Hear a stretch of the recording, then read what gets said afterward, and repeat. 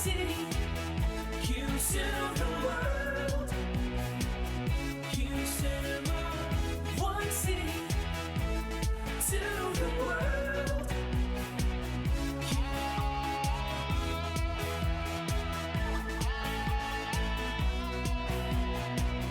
QCinema, one cinema to the world.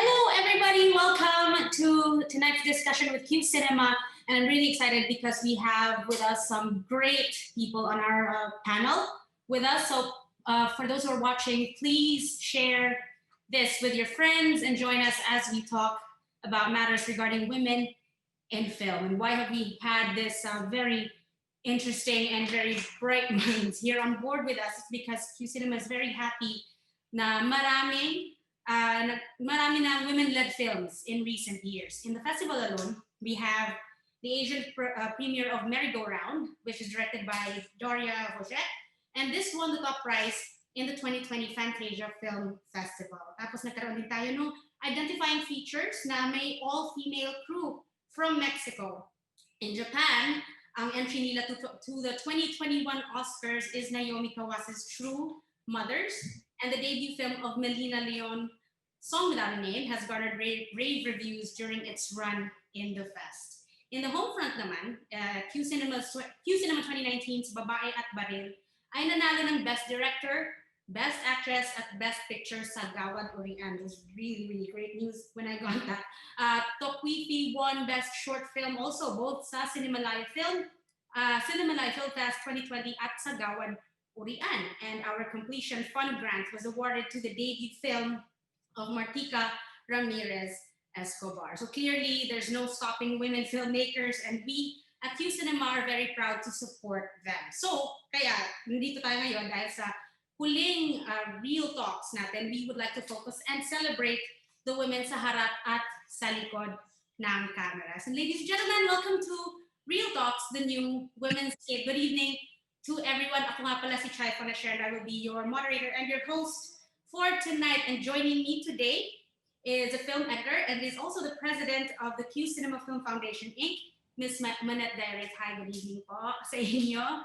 We also have the director who gave us Tokwifi, which was part of QCinema 2019's QC Shorts, Ms. Carla Pulido.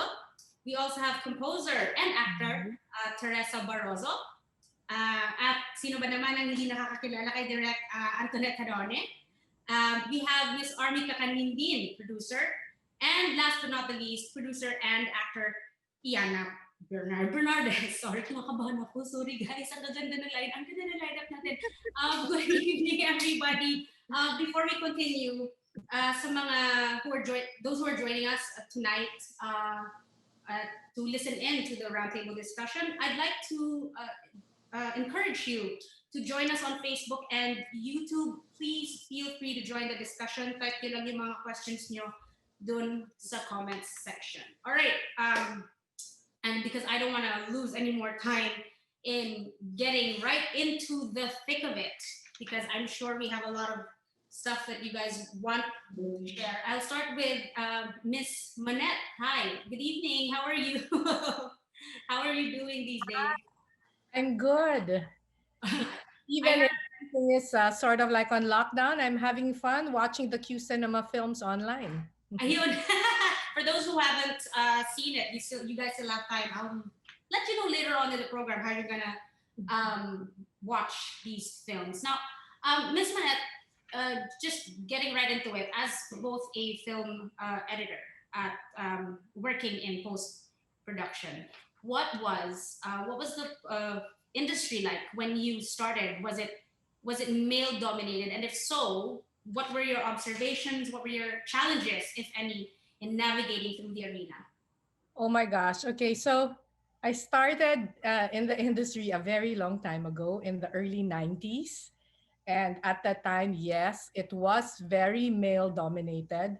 When I first came back from film school, I finished film school at 93. I started working January 1994. And my first job, I was assistant camera operator and assistant director for Manolo Abaya, and it was an all male crew, and I was going to be the assistant cameraman, and the the main cameraman and all of them looked at me and thought like, who is this young Borgis girl who came from film school who thinks she knows what she's doing? It was sort of like that. um, and on my very first day I asked the cameraman, this was still on film, if I could like borrow the changing bag so that I could practice because it had been a while, and the cameraman said, "Let me show you how it's done." Mansplaining. Okay. So he did it, and then he goes, "Here, try." And I did it, and I did it really quickly. And all the other assistant cameramans laughed and said, "Mas magaling pa siya sa'yo." So I ended up having to like do like a contest with all of them, who's the fastest that could load the camera. And I swear to God, after that, there was no more complaints because I won the contest. So that was it. But more than in the camera side, in the editing side, yes, it was totally male dominated. And the very first film that I edited was for Chito Ronyo. It was Separada. And when I was already editing the film for Star Cinema, the Editors Guild of the Philippines, which was all male, found out I was editing the film. They actually threatened Star Cinema that if my name was on the credits of that film, that the whole guild was going to ban Stars working for Star Cinema. So they were like kind of like freaked out about it. And so Star Cinema and Regal said, at the end, I finished editing the film. They actually got an editor from the guild to put his name above mine. And he didn't edit the film, huh? And after that, they said that I can't edit films because I'm not a member of the guild. So I said, okay, how can I be a member of the guild? And they says, to be a member of the guild, you have to be an assistant editor for a member of the guild for 10 years. I'm like, 10 years? Yes, that's how long it takes to become a member of the guild. You cannot be an editor for a film unless you have been an assistant for 10 years. I'm like, Oof. ah, it was really strange. And then at the end, the compromise was, after a long time, they said, okay, fine. You have to associate for us for at least 10 films. And at the time, I was like, how can I associate for you when at the time I was editing digital? We were the first ones at the time. We were pioneering using digital technology. I was like, how can how can I associate for you if I'm editing digital and you guys are working on film? And they were like, well, that's the way it is. So they would actually sit beside me while I edited. Just and I had to do that for 10 films. And most of them didn't even sit beside me. I would just edit it. They'd put their name above mine. And I actually had to do this for 10 films just so that I could be a member of the guild. And the whole industry accepted that because that's the way things were during that time. So at that time, the only girls working as editors was me, Joyce Bernal, and Maria Ignacio. And hats off to Joyce and Maria. They did it the hard way. They had to be assistants for, and do it that way. But after I did my, the thing is, they didn't expect that I would do my 10 films really quickly. I actually did the 10 films in a year. I think I was done with my 10 films. And after that, now I was a member of the guild. Okay. So I, kunyari, was that, what do you call this? The editor associate of all the people in my office. Kunyari, para lang they can just edit. It was like, it was a hard time at the time for women. And because it was really a male dominated field. Okay, this is it's kind of sad because we women are just as capable as men are, but we are subjected into situations where we have to work twice as hard for things that we're already very good at. Just as a follow up question, Ms. Manette, when was when did this turning point happen for you when you finally felt like, okay, they're finally listening to me. I mean, you've already known for a long time that you can do what they can do, or even better. But when was that pivotal moment for you when you said, okay, they're finally listening. Thank Well, you. I have to say that although I had problems with the guilds, I was really fortunate that right away I was able to edit for, the best directors at the time. I was really fortunate. So even if I had problems with the guilds, I felt that I had the respect of the directors that I was working with. I mean I mean I worked with my first project out of film was with Pekka Galiaga, and then I got to work with Marilu Diaz-Abaya. I was working with Mel Chonglo and Chito Ronyo and Carlito Seguion Reyna. So I felt validated by the fact that, all these directors did trust me with their films. And I really felt, that outside of that hurdle of with the guilds, that um, in the other side of the industry we have that, but yet at the same time, you know with the as long as you've proven yourself as a member of the film team, we're okay. And I think it also helped that at that time, Marilu Diaz-Abaya, who was the um, head of the Directors Guild, was a good, what do you call this, advocate for the women at the time in the industry as well.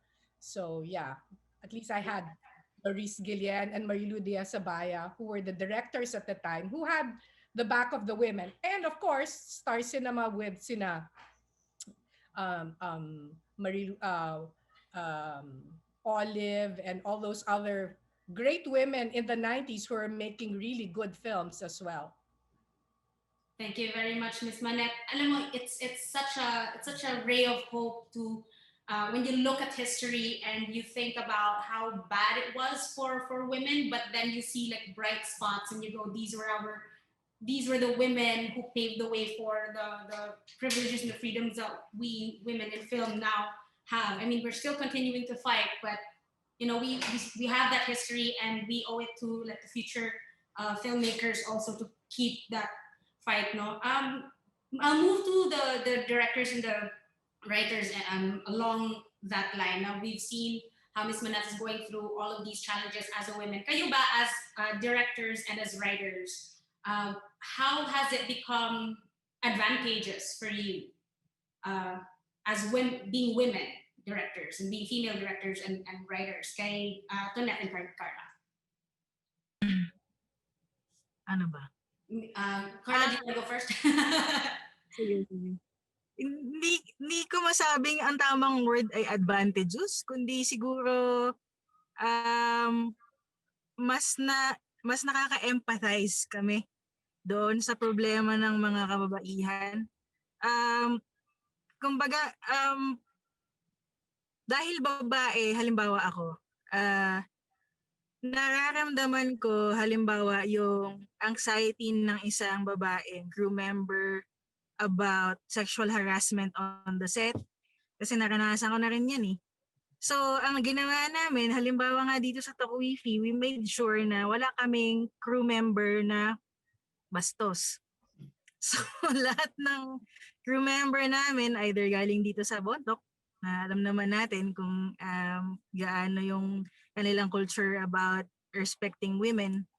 At saka yung mga very close friends lang namin, like sila Willie Apa, tapos itong si Lester, na talagang nakatatak na sa amin na ano sila,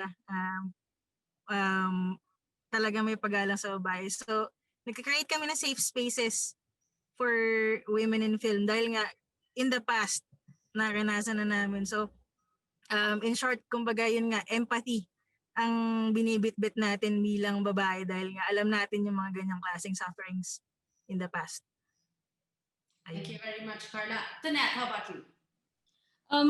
Sa akin naman yung advantage, sa totoo lang, nung pumasok ako sa pelikula, hindi ko na masyadong naramdaman na merong advantage yung pagiging babae. Kasi dumating na ako sa industriya na pantay na talaga. Kumbaga, we stand on the new women filmmakers or all filmmakers now. Kahit hindi babae, LGBT, we stand on the shoulders of the likes of Miss Manette, of Olivia Lamasan, of Lupita Kashiwahara, of Marilu Diaz-Abaya. Sila yung nagbukas ng pinto para yung mga pumapasok na bagong babaeng filmmaker, hindi na namin nararamdaman na hindi kami welcome. So parang napakaswerte ko at kaming mga baguhang filmmakers nung pumasok kami, wala na kaming naramdaman na, di ka pwede dito. Kasi years ago, ginawa na ng paraan ng mga dating women filmmakers. Kaya ngayon, sa mga bagong babaeng filmmakers, pagpapasok ka sa industriya, hindi na nagmamatter kung babae ka, kung bakla ka, kung tomboy ka, kung lalaki ka. Ang nagmamatter ngayon, kung ano yung kwento na gusto mong sabihin based on your perspective as a woman filmmaker or as a male filmmaker, as an LGBT filmmaker.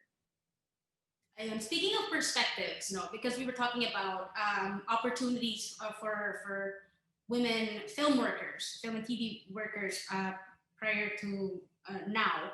But I want to go to yung perspective ng babae sa pagkukwento in film. And I think I want to throw this not just through the directors, but also even through the producers and to the rest of the other people in the panel. How important is it na magkaroon ng babaeng perspective? Like for example, kay Teresa, bilang composer, is it may sensibilities ba na very specific to pagiging babae na lumalabas din sa mga compositions mo? For the producers, how is it being a female producer and being at the helm of these projects? For the directors and the writers, how important is it na may yung babae yung pananaw, babaeng kwento, kwento ng mga babae na nagkukwento. Yun. How important is that for you? And how is it manifested in your work? Anybody can jump in. Yes. Ako, I'd like to think that my output has nothing to do with the fact that I'm a woman. I'd like to think. I think nga dapat siguro ang tanongin dito yung mga nakakatrabaho ko or kung bakit sila pumili. Feeling ko mas marami silang rason kung bakit babae o lalaki. I don't know. May kwento akong maiksi lang. Hindi ko yung may ginawa akong pelikula. Joyce Bernal, 10,000 Hours. You have Robin Padilla, it's an action film, etc., etc. And everyone, director, I think editor, cinematographer, and music, all women. And meron nag-comment sa akin minsan para bang, ang sabi niya sa akin, parang, nanalo kasi yung music doon, so yay, masaya. Tapos parang ang sabi, ang macho naman ng music. Tapos pero nagpapatawa siya kasi siguro nire-relate niya kasi lesbian ako, ganun, parang ang macho ng music. Parang natawa lang ako, pero nung umuwi akong, teka, parang may mali. Parang na-offend din ako doon ng parang, hindi ko alam parang I'd like to think na kayang mag-create ng male composer ng isang feminine work. sana, ito yung mga ideas lang naman, pero hindi ko lang kung gaano siya maging madali. Alam mo yun? Also, pero gusto ko yung sinabi ni Carla na, oo, empathy. Oo sa empathy. Um, um, siguro kung ang material natin ay ang halimbawa ang bida natin ay babae at may mga issues on being a woman na tinatakal ng isang pelikula, yes, siguro mas madaling mag-create ng or mag-interpret, mag-sonify ng ganung kwento. Siguro lang yun yung pakiramdam ko. Dapat yata director na sumasagot din ito. I want to go to Yana and Army, but kasi may follow-up question ako sa inyong dalawa specifically. So for this question, I'm very curious muna kina Tonette ulit at kay Tonette, Carla, at saka kay Miss Tonette. Maybe you can start with Tonette about the female perspective. Parang sususugan ko yung sinabi ni Tere na feeling ko as a writer, you must be able to take on different perspectives. Parang may nabasa ko dati, parang sinabi ni Virginia Woolf, na writer should be androgynous. Hindi porke babae ka, female perspective lagi yung iti-take mo. You can be a female writer but take the male perspective. And you can be a male writer but take a female perspective. Pero para sa akin, mas nagmamatter kung ano yung mga kwento bilang babaeng writer o filmmaker yung iti-take on mo. Parang magkaiba talaga. Kung ikaw ay isang lalaking writer, you can take a female perspective. Pero anong klaseng kwento? Bilang isang lalaki yung kukunin mo. So, sa akin, parang sinabi ni Tere, mas okay sa akin yung writer. I don't want to think na ikakahon ako na parang babaeng writer ka, rom-com ka lang. Hindi ka pwede mag-action, hindi kita i-shortlist na action, hello, yung action pang lalaki yan. Nakakasakit kasi as a writer, as a director, dapat kaya kong mag-take ng kahit anong perspective. So, Okay. Carla, how about you? Siguro nandun din sa, kumbaga yung female perspective ay kailangan merong pag-iingat na tinatawag. Kasi yun nga we operate on the history of oppression. Ang kababaihan ay for a very long time marginalized. Tapos sa konteksto nga ng mga material na ginagawa namin ngayon, ang mga tema so far ay parang intersection ng womanhood at saka indigeneity. So dalawang perspectives na for a very long time marginalized din. So woman saka indigenous peoples. Yung halimbawa sa Takwifi ulit, gawin ulit example. If you remember yung last frame ni Limayog saka ni Laura overlooking the cliff. Ang itsura nila nasa likod si Limayog, kunwari ito si Laura. Ito si Laura, ito si Limayog. So magkatabi silang ganyan. Nung una naming sinushoot, una nilang blocking ni Kurt at saka ni Adrian. Andito si Kurt nakatayo, tapos si Adrian nasa baba.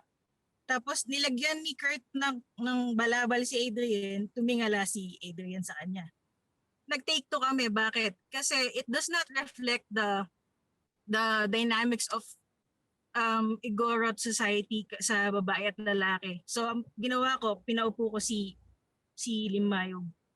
So from the original stance na nakatayo siya, pinaupo ko siya to signify na balanse sila sa kaisipan ni the igorot. So ang sinasabi ko lang, kumbaga tungkulin natin siguro din as women na bigyan ng mga kwento din na binabawi natin yung mga past na lalaki yung Diyos, eme, or lalaki yung mas mataas, chauba. Hindi, dapat bumabali na tayo ngayon dahil sabi nga ni Tonette kanina, eto na tayo nabigyan na tayo ng ng magandang plataforma from the works of Miss Manette and the other great women filmmakers of the past. So, i-grab na natin yung pagkakataon. Let's correct as simple as mga blocking lang. Nag-benefit talaga sa female eye or female perspective. Yung sinabi ni Carla reminds me so much of yung, alam mo yung creation story ng Pilipinas na si Malakas at si Maganda ay lumabas sa kawayan. But if you look at that story, as far as I've been taught by people who know about our ancestral stories, no, hindi siya katulad nung nasa Western na kinuha mula sa rib ni Adam at hinulma si Eve, gano'n, magkasabay silang lumabas. So parang gusto ko yung sinabi ni Carla na bawiin natin yan. For those who just came in, ito po ang Real Talks, the new Womenscape, where we are sharing our stories as women in film. And at this point, of course, I want to invite everybody who's still watching to invite more of your friends to come and join us in the discussion and put in your questions and comments down on the comment section below. We'll tackle them later on. They'll just feed it to me, and we're gonna talk about that. Prior to the break we just had, we left off with some wonderful insights on how at times it shouldn't matter kung babae o lalaki ka in film, while at the same time dapat may pag-iingat pagdating sa mga kwento ng kababaihan. And it's totally all right to take back our stories, our women's stories, after a long history of oppression na naranasan natin bilang kababaihan. At this point, I want to go to our producers in the house, si Army at si Yana. Hi guys, how are you? Thank you guys for joining us here tonight. My question for you is, nung pumasok kasi ako in the entertainment industry a few years ago, we already had so many women producers, and that's also one thing that I noticed. Now, most of the producers, if not all, are now women who are holding these positions. Why do you think this is happening? Why is the producer role in the hands of women now? Si Army? I think kasi for the past 20 years, dumadami na yung mga independent films. Ito yung mga pelikula na nagagawa outside the studios. So, pwedeng magpipitch ka, mag-a-apply ka. And I feel tayong mga kababaihan ay hindi mas maigo. Tayo yung pwedeng kumatok sa mga pintuan ng mga iba't ibang klase ng para humingi ng pera or mas matyaga tayo na mag-apply ng mga grants. I think yun yung parang nakikita ko na hindi lang kasi ngayon yung producing ay maglalabas ka ng pera. Ito na, kompleto na, shoot na kayo. The past few years, dumadami na yung co-productions and international co-productions. So, mas matyaga, I feel, ang mga babae para karirin ang mga ito. Yana? And siguro sa perspective of line producing and producing / line producing, because some line producers would also produce their own the same film. Ewan ko, I don't know if you guys agree with me, pero may motherly touch ang pag para kang nagne-nurse ng project, and literal, nagne-nurse ka ng project from it as a seed with a story of the director or the writer to forming a team, and then until the production actually starts. Parang ewan ko, ako lang naman to.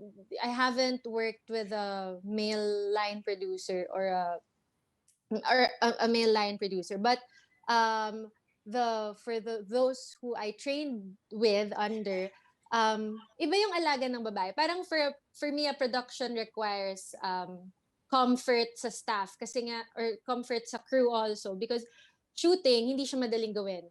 Nakakapagod siya, draining siya for the cast, for the crew, for the staff. So somehow a line producer makes sure na kahit napapagod tayong lahat dito, kaya natin to.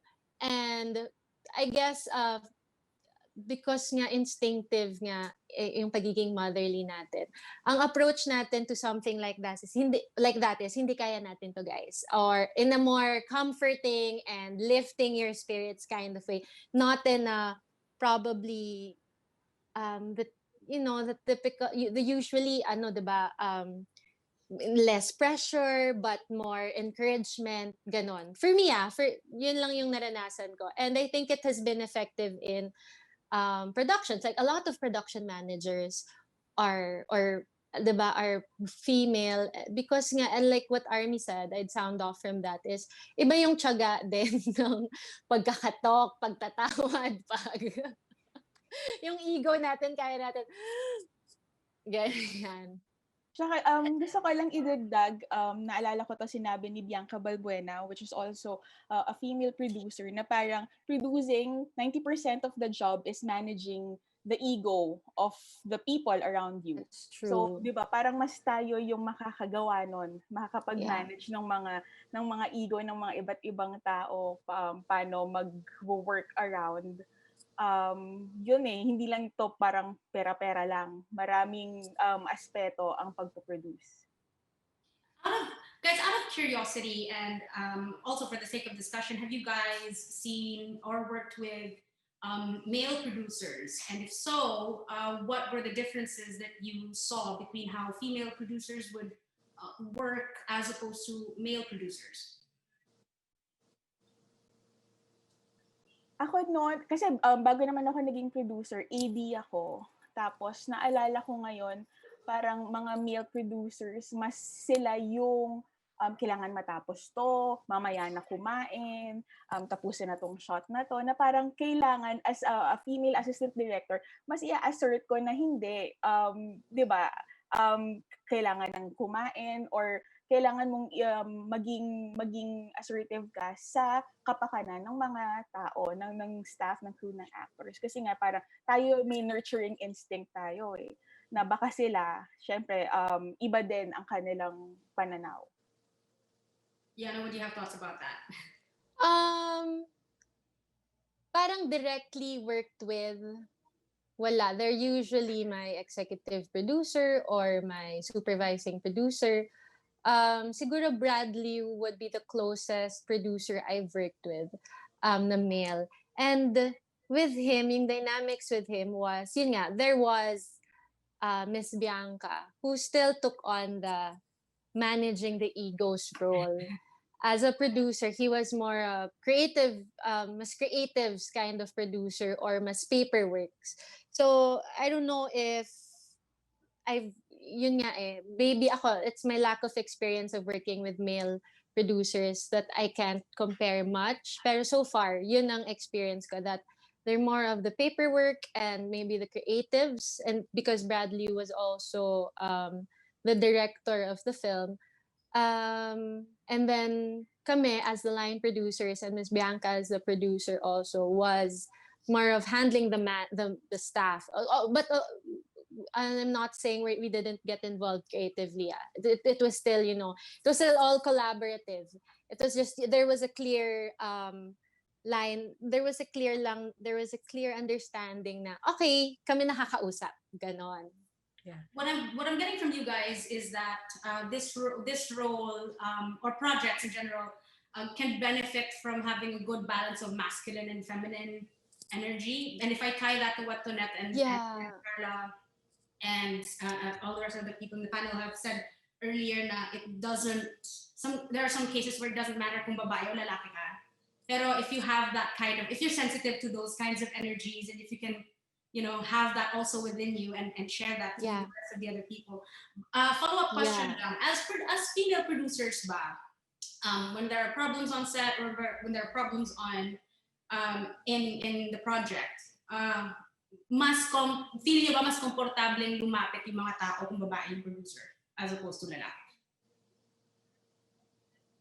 Parang oo. Kasi ako diba, personally, listening mas komportable yung babae. Yeah, especially if there are problems with work or when there are sensitive issues, like medyo pag may nagkaroon ng sexual harassment na issues sa set, diba? Tapos parang, okay, you have a male director, but you have a female producer. Parang, personally, I would go to the female and talk to her. But with all other sorts of problems, ikaw, Army, do you think na mas madaling lapitan ang babaeng producer, and why is that? Feeling ko yung parang sinabi kanina ni Carla, yung empathy. Yun yung top na trait nating mga babae na niisip ko. But I also want to point out na hindi ka kukuha ng female producer just because kaya niyang tumawad, just because nanay siya sa set, or just because matyaga siya, pwede siyang mag-grant or mag-liquidate. Ano yun, sekretarya? Diba? Kaya rin natin na gampanan yung mga roles, like sabi nga ni Yana, na yung creative producing, diba? Baka sabihin nila na, ay, babae na lang laging producer ko kasi yun pala yung mga benefits. We can do much more than those. And I guess it depends na rin sa requirements. You mentioned nga, Chai, the balance. And yun nga, andun yung, for example, like anyone, a director, depende sa personality ng director, will look for someone that would balance off his personality. So parang gender aside, sa set, it's a lot about personalities nga and egos. Like how a director will work with his or her AD, or a DOP, how he or she will work with his or her camera operators and ACs. So yun nga now nga, because women are more empowered now and men have an understanding of the capabilities of women, nagkakaroon nga ng leveling sa playing field na now we're talking about skill now sa industry natin, which is nakakatuwa. There are a lot of female camera operators or female ACs and a lot of male producers, and alam mo yon. So it's an exciting, it's exciting to be part of it. It's an exciting time to be a Yeah. female in film, where we didn't have to go through working twice as hard for certain stuff. Mapunta tayo dun sa mapunta tayo dun sa acting experience. And kanina sa banter natin before our discussion started, si Teresa also said na you were into acting, or joke ka lang ba nun? Nakamute kasi ako kanina, hindi ako makatanong. But anyway, but anybody can jump in with this question as well, but mostly for Yana. As a female actor ba, I know that we have there's so many issues that females face as actors in film, and even on TV. There's yung mga beauty standards, yung mga pressure na ganito ganyan. But overall, what do you think is the biggest, or among the biggest issues and challenges that female actors have or are still facing right now?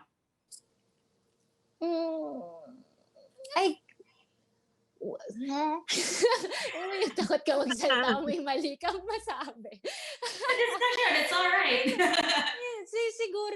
Siguro we need to tell more stories by women. I think na-mention to kanina ni Tonette na it's still important yung stories that we tell and who's telling it. Of course, we are saying na level ng playing field in terms of skill, but and then yun nga, we mentioned na perspectives, female can take on male perspectives and the males can take female perspectives, but still I guess along the way through the process something is lost in translation where we can't take a full on diba, male perspective or a full on female perspective, so somewhere along the way may mawawala. And what was exciting about Babae at Baril, I jumped to that film, was it was an issue na a lot of people have talked about because it was sexual harassment at work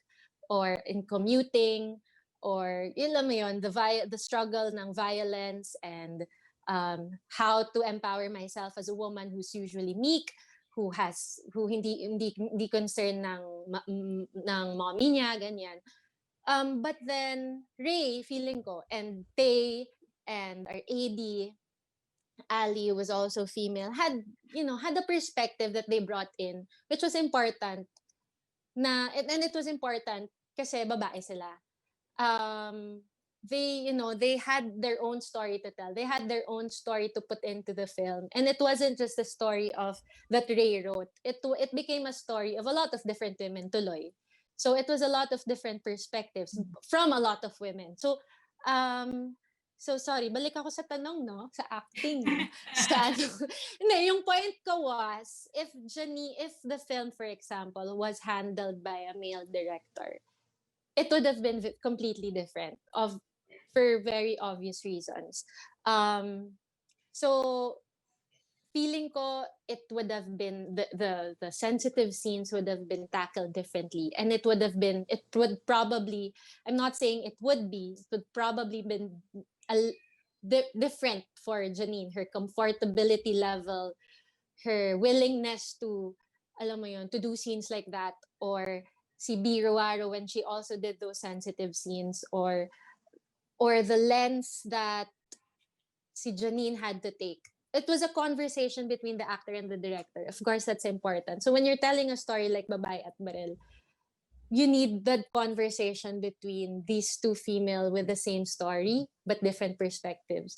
So for me, ang struggle siguro is when the female actress couldn't have that conversation with a male director, or maybe there are shots that she's uncomfortable with but couldn't really say it kasi shocks, trabaho ko to bilang artista. Ay, 'di ba? Parang ang pabebe ko ba pag sabihin ko, direk hindi ko po kaya, direk hindi po ako komportable. Alam mo 'yun, pero iniisip mo, pero trabaho ko to, kailangan to para sa pelikula. So, feeling ko may ganun pa ring struggle. Ang dami ko sinabi. Bow.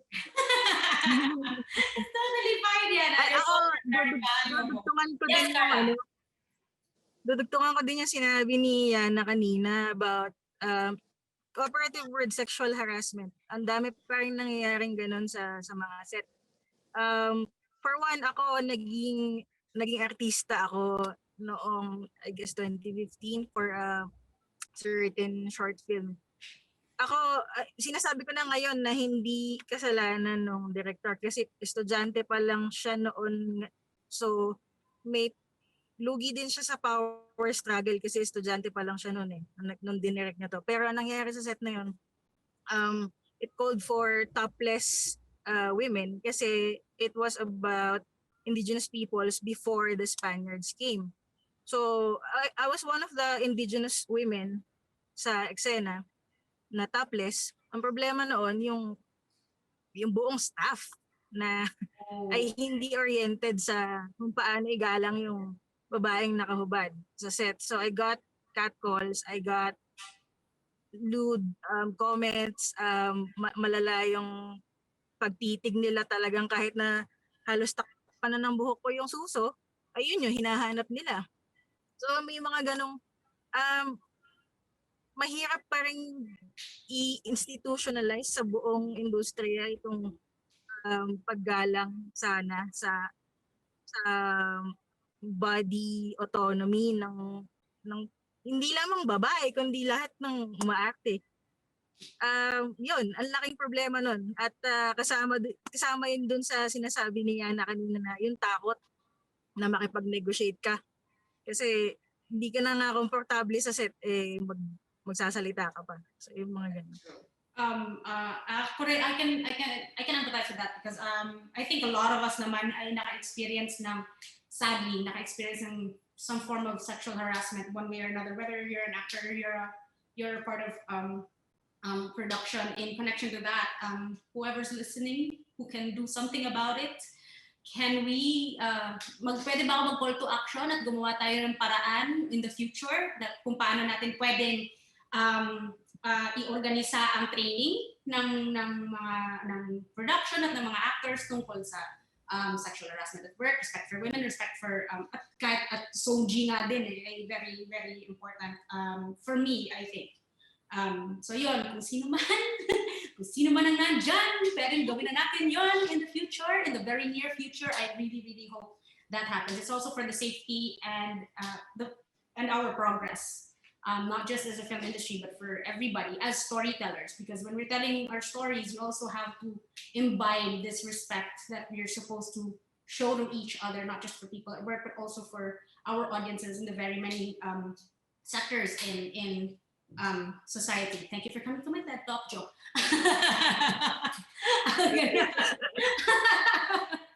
Ang ganda. Yes, si Miss Manette, are you raising your hand? Yes, I just wanted to add also that, I think it, I'm hoping that now also that there are a lot more women in the industry. We're really out there naman in all aspects to help each other out. Like for example, in the editing room, in the post side, I've edited quite a lot of love scenes in my life, sex scenes, and all those types of things. And a lot of people always ask me, oh, why do you edit those things? I think more than anything, I'm like, I feel that I'm also there to protect the actresses, to make sure that, hey, like a lot of them, habaan nyo yan, hindi kailangan, di ba? That sort of thing, so that we're not objectifying the woman in the love scenes and in the sex scenes. And I feel that a lot of the female editors, that's also what we're there for. So, so in a lot of like the films where it's, even if it's an action film, or even if it's a horror film or whatever, or even if it's not a sex scene, it's like when they're making fun of women, that sort of thing, you're also there to say, alam mo, hindi yan nakakatawa. It's actually offensive. And then, and they're like, a lot of the times you'll be surprised, especially before, like when I would do comedies, for example, of before that were so slapstick. I think a lot of them don't realize it. And then when you bring it up and you say, actually, maybe we should cut that joke out because it's actually offensive. A lot of them are like, ay talaga, sorry I didn't realize it. And they're actually appreciative because let's be honest, a lot of them really, they don't see the side of the woman and how it hurts the women. And it takes for the women to speak up and say, I don't think it's a good idea. Let's cut it out. And more often than not, they appreciate it. So especially now, a lot more people are woke. So I'm hoping that I think it is a lot better now than it was 20 years, 25 years ago. Ang ganda ng segue ni Miss Manette kasi parang binasa niya yung utak ko. Doon kasi ako pupunta eh. Doon ako pupunta sa mga tanong ko eh. Sorry. No, kasi ang ganda ng segue na yun is what I'm saying. Makes my next segue much easier kasi tatanungin ko yung mga directors and writers natin when you are doing delicate scenes. Like for example, in Fangirl, you have para may frontal nudity scenes ka. Those are delicate scenes. Now, what do you think?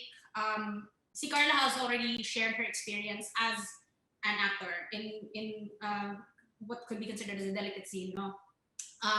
But when you're directing delicate scenes, how is it easier or harder as male directors? And how do you think is it different when male directors do it? Do you see a difference? And if there is, what is it? Hindi ko alam kung ano yung difference kasi hindi ko naman alam paano mag-direct yung mga lalaki. Pero sa case ng Fangirl, yung frontal nudity was sa part ng lalaki, kay Paolo Avellino. So I made sure, kasi perspective siya ng babae, perspective siya ni Fangirl. So hindi ko kailangang magpakita ng suso, mag-frontal nudity yung babae. Kailangan ko makita yung, kung meron ng frontal nudity kasi coming of age, nung lalaki. So parang, nung tinatanong nga nila, papakita ba tayo ng boobs nung babae, nung Fangirl? Sabi ko, hindi kailangan. Ang dami ng mga pelikula, lagi na lang babae nag-frontal nudity. What if, lalaki naman? Sila naman ang ating tignan kung paano kaya kapag babae naman ang tumitingin sa kanila ng ganon. So, pero, yeah, so parang yung perspective naman na yun, ay dahil yun yung perspective ng kwento kasi. Perspective siya ng babae. So, hindi ko nakitaan yung Fangirl na kailangang may nudity sa parte ng babae. Tapos, sa pagdidirect naman ng mga delicate na mga eksena dun sa pelikula, lagi kong kinakausap yung artista. Yung babae kong artista. So, kaya, i-make sure ko na yung sa Fangirl, ang main requirement ko for camera operator, my DOP was Sir Neil Daza. Pero yung dalawa ko laging camera operator, ang main requirement ko ay dapat babae sila. At kasi sila yung mga kasama nung artista kong babae kapag merong sex scene. Kasi, di ba, bawas tao. So, babae. So, literally, female gaze. Sila yung may hawak nung camera. At yung babae, alam nila, napapalibutan, yung babae ko artista, si Charlie Dizon, napapalibutan siya ng mga babae. So, alam niya na kapag hindi na siya komportable, malapit yung mga tao. Literally, malapit niya masasabi na hindi na siya komportable nun sa eksena. So, feeling ko, doon lalabas naman yung pagiging advantageous ng pagiging isang babaeng filmmaker sa isang delicate na eksena. Yung sa tanong kanina kay na Army na bakit kaya mas marami ng female producer, siguro direct effect siya kasi mas marami na ring female filmmakers. And di ba gano'n naman tayo, pag mga babae, we help, parang mas gusto mo ang kasama mo sa laban, babae rin. So, mas marami ng babaeng filmmaker, mas maraming babaeng producer. At ngayon, mas dumadami na yung mga babaeng DOP, di ba? Yung cinematography department talaga, lalaki talaga dyan from the start. Pero ngayon, mas marami na ring DOP na babae. At feeling ko, parang domino effect na sinimulan nga ng mga filmmakers na from years ago. Kaya tayo nagre-reap ngayon ng mga inani nila, ng mga tinanim nila dati. Thanks, Tonette. How about you, Carla? Nakamit pala ako. You. Well, isa piraso pa lang naman kasi yung nagagawa kong pelikula. Yun nga, yung Tokwifi. Pero medyo unique siya in the sense na yung female gaze towards a naked Igorot man. Technically, kasi ang suot lang niya doon ay wanis eh. Tapos, medyo, ako personally as a director, pinaprotektahan ko si Kurt from sexualization of nakedness. Kasi yun yung laging parang nagiging default na may mga nagtitweet na pinag-juxtapose yung meteor nung Tokwifi katabi si Kurt, the Igorot actor. Ang term naman sa kanya ay meteor. Pero hindi ganun yung branding na gagamitin namin forever kasi bukod sa layer na lalaki si Kurt, it's not that eh. Isa siyang indigenous people. So muli, ito na naman yung sinasabi natin kanina na pag-iingat. So marginalized, coming from a marginalized history. So kailangan natin ingatan kahit na lalaki yan at confident siya sa nakedness niya, ay kailangan pa rin hindi ikutan sa gano'n, hindi i-sexualize yung nakedness ng indigenous people. So ayun, intersectionality, hindi lamang women's bodies yung kailangan nating ingatan, kundi aralin natin lagi saan ba nanggaling na kasaysayan to. Ito ba isang buong kasaysayan ng sinesexualize ba sila? Mini-misunderstand ba yung kanilang confidence about their bodies? Ganyan. So sana laging may historical context kapag nagde-decide tayo sa kung paano natin ilalatag yung ating mga kwento. Thank you very much. A question for all of the people in the panel. Ano yung pinaka malapit sa puso ninyo na project in relation to our topic now, which is women's stories and us being women in film? And can you share your experiences with that? I think it's a good question to kind of end everything. No? Is there anything women related na experience as a film worker or story in the project na pinakamalapit sa inyo dahil na feeling nyo na empower kayo? Anybody can start. Sige, well, the most recent one would be Babae at Barel for obvious reasons. The story, the staff, from development to post, it was very female driven, and it was intentional talaga. And may pa nga kami na yung PD gawin nating lalaki kasi kunwari female movers in a male setting in a world built by a male, ganyan, by men, ganyan, may ganyan kami paandar. So the cold so ang nakakatuwa sa Babae at Baril was the conversations, those the during the development and onset and until post. It was the conversations that we had among the whole, hindi lang between the women, among the whole, with the crew, with the staff, with the actors. Hindi lang naman babae yung gumagalaw eh. So it was interesting. And what I was hoping for was the crew, which was a lot of male, yun na nga. Sana they got something from these conversations, from the shots, from the stories. So yun yung pinaka-excite. Yun yung I would say malapit sa akin sa topic na to. Yes, Ms. Manette. Actually, the first thing that popped into my mind wasn't actually a film, but I also worked in the beginning with the Probe team, doing documentaries together with there.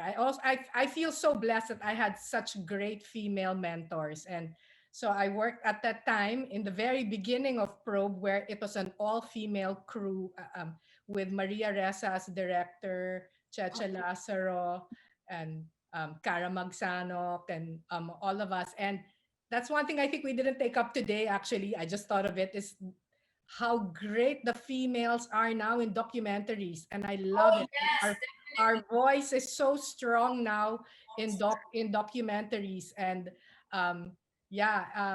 and that experience of mine, I felt so empowered to be with all these women working on the stories of that time. And that was, for me, the most empowered I felt as a female, and as a very young female. That was really thrilling for me. And I'm so glad that now even the female documentaries are amazing.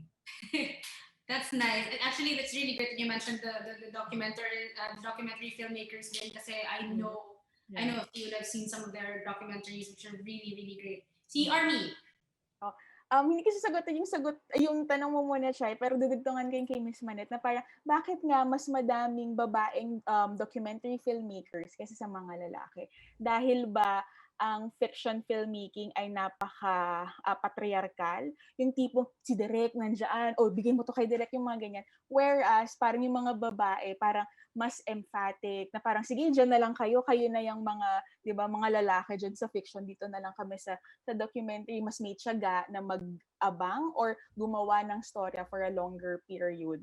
So baka din may ganong factor kung bakit nag-thrive ang mga kababaihan sa documentary world. I agree with that. And you know what I think it is also? It's also because the female director and documentarists, they're easier, they have a better feel of being able to talk to their subjects in an empathizing way, and make those stories be heard instead of imposing themselves on them. And you're right, it's the patience of going through, diba? Like most documentaries take years to get to be a good, and even in editing, diba, it's the meticulousness of going through all the transcripts and coming up with the story. Yeah. Yes, Tanette, you were raising your hand? No, gusto ko lang i-note na yung documentary na produce ni Army, yung Aswang by Alex Arumpak, ay ginawa ng isang babae na kung iisipin mo yung topic niya, nakakatakot na isang topic na itackle, at iisipin mo sa isang perspective ng nasa labas, lalaki yung kaya mag-direct nito. Kasi paano maglalakad ang isang babae? Kasi 'di ba, sinabi ni Alex, minsan siya lang mag-isa, wala siyang crew. Malamang lalaki na makagawa niyan tungkol sa war on drugs. Pero isang babae ang nakagawa ng napaka-brave na kind of documentary, which is Aswang. At sobrang, bilang babae, bilang Filipina filmmaker, grabe. Sobra yung taas noo ko sa team ng Aswang. Grabe. Kind of Very documentary.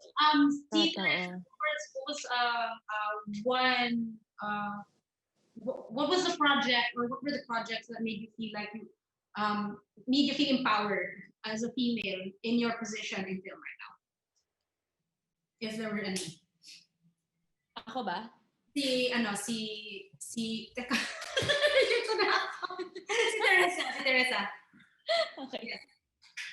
Sorry, the question is, mga projects na I feel empowered. Yes. Projects Okay. that make you feel empowered. Situations that make you feel empowered. Yeah, situation siguro.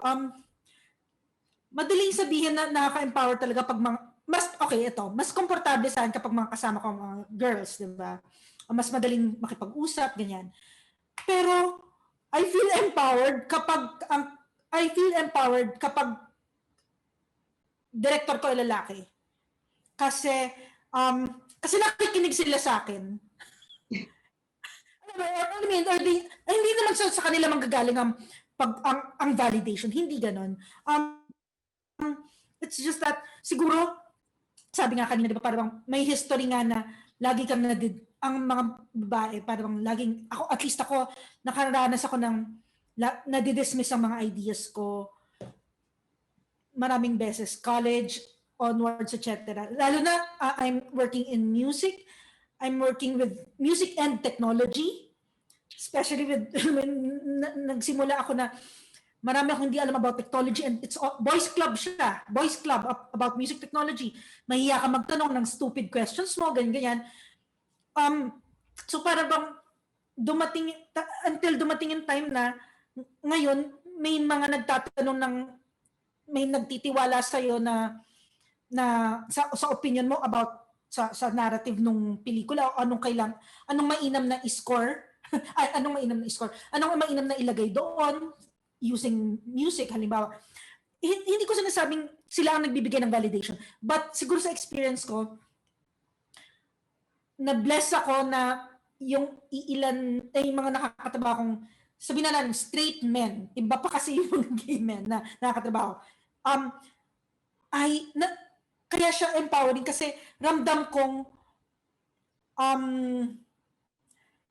paano ba sabihin, hindi sila, kasi nga nakikinig sila, napakahalaga ng pakikinig. Alam mo yan, na hindi mo kailangan, makinig kayo, maniwala kayo sa akin. Hindi siya ganun.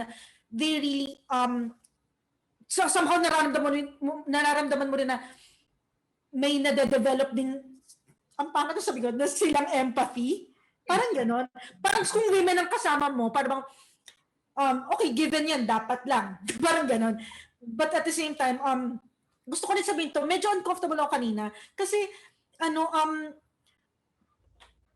naintindihan ko yung I wanna say na, okay, sige, si Army, nurturing, yung mga producers nurturing kapag babae, ganyan. But at the same time, ako lang to, okay? Ayokong masyadong ikulong sa gender ito. Na parang gusto ko sabihin na, nurturing siya kasi siya si Army. Nurturing siya. Merong mga ibang babae, hindi. At okay lang. Okay lang. I mean, parang kapag halimbawa si Tonet ay dapat ba kasi babae siya, so bawal siya manigaw sa set or bawal siya maging firm. Parang masyadong parang bang kinulong ko rin. Parang paano kung naging firm si Tonet at nagtaas siya ng boses na maayos naman. Iisipin ko ba, mayabang ka. Pero kapag lalaki gumawa, okay lang. Yung mga ganun. So parang ako lang parang bang iniisip ko na sorry na lumayo na ako dun sa tanong, pero halimbawa I would want to have a producer na lalaki o babae pero at the same time may empathy sa mga tao. Alam mo yun? Siguro, pero totoo pa rin naman yung sinabi na instead of saying na may motherly, kasi hindi rin lahat ay motherly. I mean, sa mga babae, siguro the word is really nurturing. But again, personally, I don't want to give that word lang sa babae kasi, ito, gusto ko na sabihin, my mentor is Nonong Buencamino. And he was a very nurturing teacher. So, at ayokong sabihin na, hindi, siguro kapag babae, mas nurturing ganon. Pero I guess nasa tao yon, nasa tao, yun lang. Wala, ang dami ko sinabi. But what I'm getting from you is that Panahon na nga para i-normalize yung ano. Panahon na para i-normalize yung nurturing, Yeah. kumbaga, tendency sa lahat ng Yes. genders. yes, Well, yun. Pagiging mabait lang siya. In Yeah. short. Mm-mm. gender equality at usapin ng huwag nating ikahon, which is a great insight, I think. And hindi naman what I'm getting from Teresa here is that hindi naman sa kinukubukas na validation from men, pero importante din kasi na sa usapin ng issue ng babae or karanasan ng babae at large, not just also in film, na maging intersectional din tayo. Let us talk to the men as well, because they are very much involved also in these issues. May intersectionality naman talaga na nangyayari, no? And we are, as women in film, I think nararanasan rin naman natin yun, yung intersectionality na yun sa ating mga personal experiences and even within our projects. These are great insights to end this conversation with. So at that note, thank you very much to everyone for spending so much time tonight and for sharing your thoughts. Maraming salamat. I learned a lot. And I hope that our viewers have also learned something. I hope you've put your comments in there. We're going to take a look at them later. Before we end, let me invite everyone to keep on streaming QCinema Special Edition films at upstream.ph/QCinema. Pwede po mag-rent ng films, and this is until tomorrow. You have 5 days to start watching after bilhin, and then 48 hours to finish after the first time you click on play. And the movies are Cleaners by Glenn Barrett, wonderful film by the way. Oda sa Wala by Dwayne Baltazar, Balaniga Howling Wilderness by Khan, Babayat Baril by Ray Red. World premiere then of Midnight in a Perfect World by Dodo Dayao. Asian premiere ng Merry Go Round by Daria Jose. Asian premiere of End of the Century by Lucio Castro. Southeast Asian premiere of True Mothers by Naomi Kawase. Philippine premiere din of Ro by Emir Rizwan. And Philippine premiere ng Mulholland Drive by David Lynch. Now, if you want more details, please go to QCinema.ph. And huwag niyo kalimutan, please click on that like button sa Facebook page ng QCinema and also follow Twitter and Instagram. Follow QCinema on Twitter and Instagram and like the film festival on Facebook. So maraming salamat sa ating panel, Carla, Teresa, Tonette, Yana, Miss Manette, and oh my God, Army. And Army, maraming salamat sa inyo for Thank you. Thank you very much. who has made this roundtable discussion possible, who are in the other room. Maraming salamat din sa inyo. And for Thank you. who have stayed with us for tonight, everybody please stay safe, wear a mask when you go out, wash your hands, and have a great night ahead. Thank you. Bye. Bye. Bye.